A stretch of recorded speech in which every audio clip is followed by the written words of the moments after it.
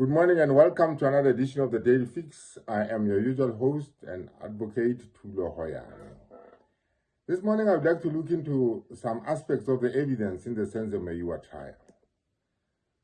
This is because evidence is very important in any trial. It is that evidence before the Pretoria High Court that will either convict or set those men free who are facing charges for the murder of Senzo Meyiwa. So we have to have an appreciation of the evidence.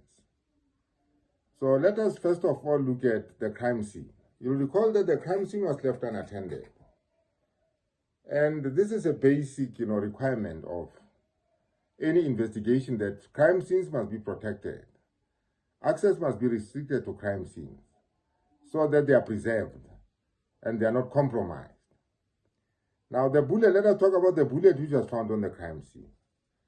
That bullet which was found on the crime scene could have been planted there at any time. It cannot be said that that bullet was necessarily a bullet fired from any gun in that house. In other words, that bullet could have come from anywhere because the crime scene was left unprotected and everybody could walk in and out as they pleased. So that bullet is in doubt, whether it is in fact a bullet that can be associated in any way with that crime scene. Secondly, let us look at the fact that the bullet was never swapped for DNA.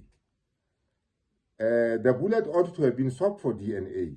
In other words, to establish whether on the bullet there was any DNA of Senzo Meyiwa, if that bullet had in fact shot Senzo Meyiwa. That was not done. These are some of the cardinal things which any investigation, these are the basics of any investigation. And this was never done, right? Now, look at another issue which comes out of the evidence in this trial. No DNA of the 5 accused persons standing trial in the Pretoria High Court was ever found on the scene. And DNA evidence is scientific evidence. You cannot manipulate DNA evidence. It is the most reliable evidence that any court of law will rely upon. So having said that, I'm just trying to say to you, a lot of things went wrong. Because some of the investigators like Warren Okisamakubu and, former Constable Thapadima has been saying all along, a crime scene has to be, cordoned off and preserved. So there was a problem with, the gathering of evidence in the Senzo Meyiwa trial. The bullet that was found there in the house, is that the bullet that shows Senzo Meyiwa when the crime scene was left unattended and everybody could walk in and out as they pleased? It is shocking that this is the way the police involved ended up conducting this investigation. But whether a proper investigation was done is still hanging in the air, because we know as a matter of fact that once the police were provided with a theory that there had been intruders, they all ran in all sorts of directions and never focused on that place as a crime scene. You see, these are the sort of things which ought to have been done had the police treated Kelly Khumalo's home as a crime scene, right? In other words, the people in the house, no DNA of the people in the house was ever taken, right? To connect them to any, to any of the bullets or bullet that was found in that house. Because the police were concentrating on some other people who were supposed to have got into that house and who were no longer to be found, because they were said to have run in the direction of the park. The police people ran in the direction of the park, and those people were never found. So the scientific evidence also, buttresses the view that there were no intruders into that house, right? Because if a proper investigation had been done of the crime scene, would probably have, linked any of the bullet or bullets found in that house to Senzo Meyiwa's own DNA. All these things were not done.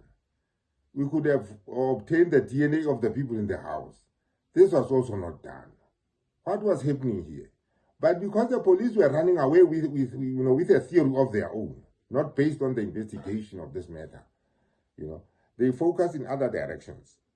This is why now they have got no DNA evidence to connect the accused persons with the commission of this crime, right? All they have now are so-called confessions. These confessions, these people have clearly said they were beaten to make these confessions. They have disputed these confessions. But where is the scientific evidence, Baloyi and Gininda, that convicts these people? No DNA of any of these people was found on the scene.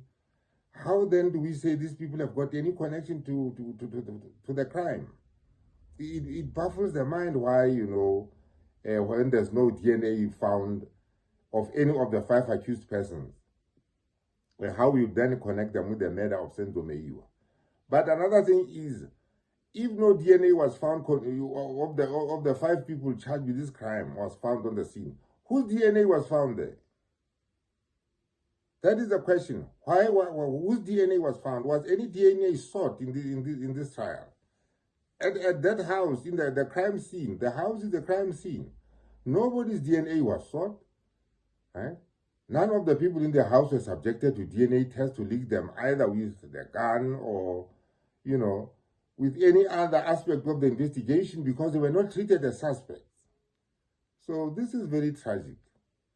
And I dare say that, the investigation was completely botched. It was not done, right? So that perhaps to buttress the theory that there were people in the house, there were intruders into the house. This is why things were